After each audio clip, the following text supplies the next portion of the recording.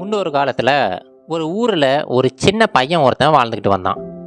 அந்த பையனுக்கு சின்ன வயசுலேருந்தே தற்காப்பு கலைகளை கற்றுக்கணும் அப்படிங்கிற ஆர்வம் ரொம்ப அதிகமாகவே இருந்துச்சு. சின்ன வயசுலேருந்தே அவங்க ஊரில் இருக்கிற சின்ன சின்ன தற்காப்பு கலை கற்றுக் கொடுக்குற அந்த பள்ளிகளுக்கு போய்கிட்டு இருந்தான். ஆனால் அவன் மனசுக்குள்ளார ரொம்ப பெரிய ஒரு ஆசை ஒன்று இருந்துச்சு. அது என்னென்னா, அவங்க ஊரில் இருந்து ரொம்ப தூரம் தள்ளி ஒரு பெரிய தற்காப்பு கலைக்கூடம் ஒன்று இருந்துச்சு.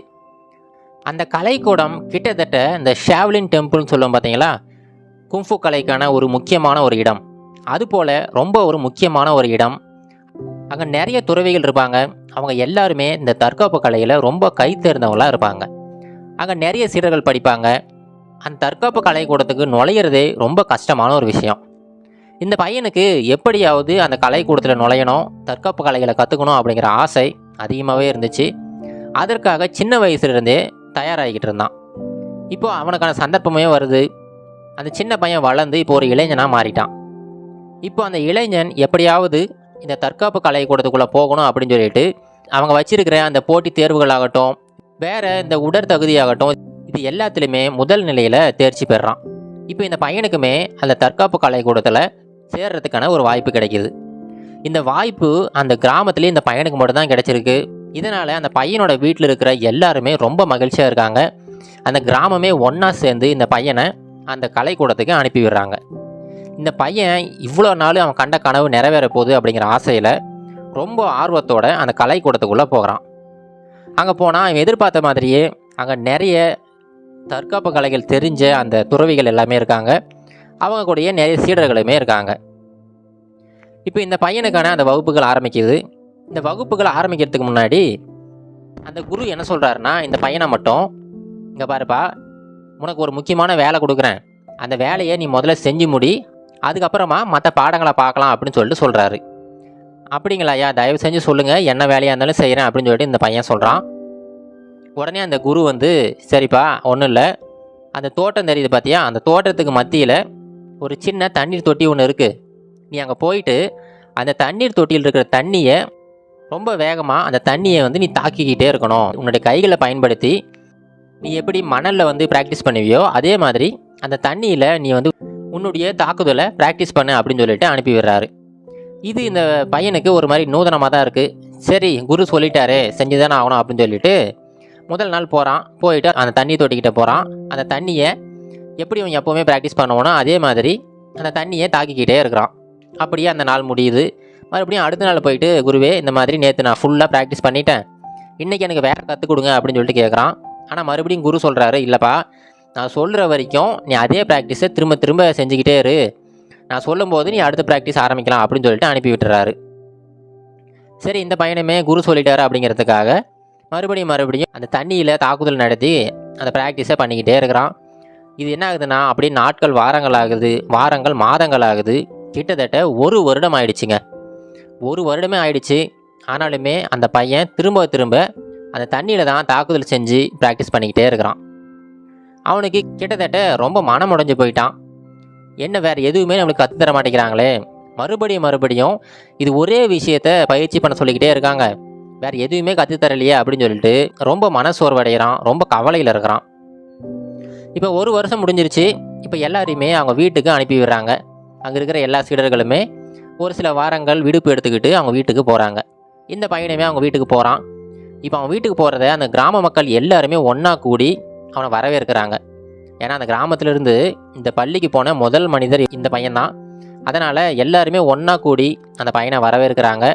எல்லார் முகத்துலையுமே அவ்வளோ மகிழ்ச்சி. எல்லாருமே ரொம்ப ஆரவாரமாக, ரொம்ப கோலாகலமாக அவனை வரவேற்கிறாங்க. எல்லாம் முடிச்சதுக்கப்புறமா அவங்க வீட்டுக்கு போகிறாங்க.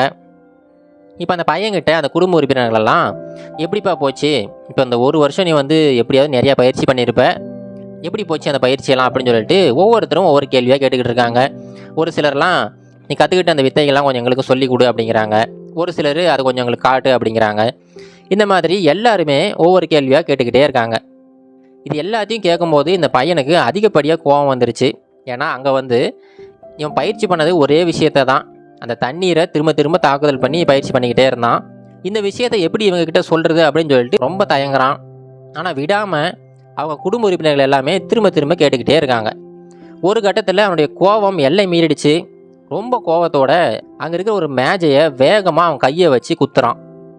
அடுத்த வினாடி பார்த்தீங்கன்னா அந்த மேசை அப்படியே 2-3 அப்படியே துண்டு துண்டுகளாக போயிடுச்சு. அவனாலேயே நம்ப முடியலை, அவனுடைய கைகளுக்கு அந்த அளவுக்கு சக்தி இருக்கா அப்படின்னு சொல்லிட்டு.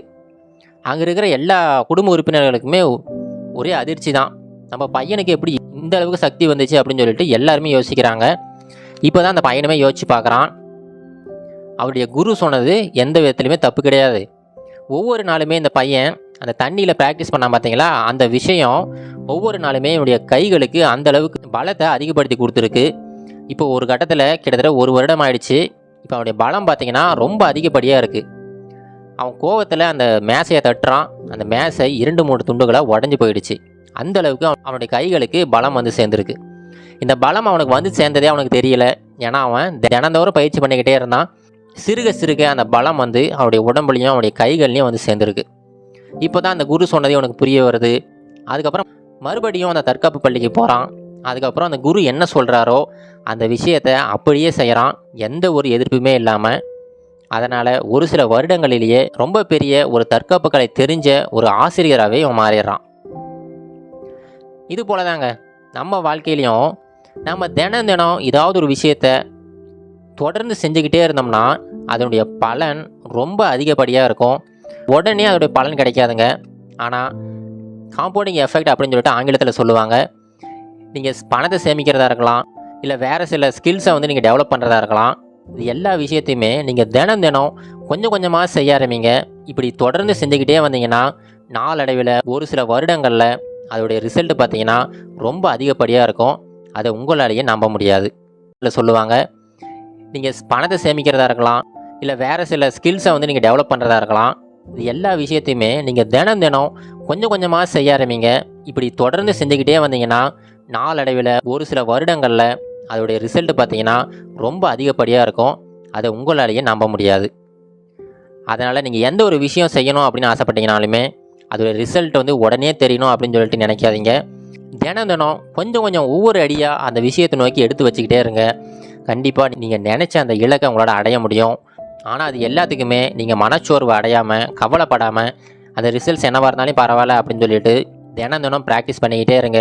இந்த தினம் தினம் பயிற்சி பண்ணுறதுனால கண்டிப்பாக உங்களுக்கு ரொம்ப பெரிய ஒரு பிரம்மாண்டமான வெற்றி காத்துக்கிட்டு இருக்கு.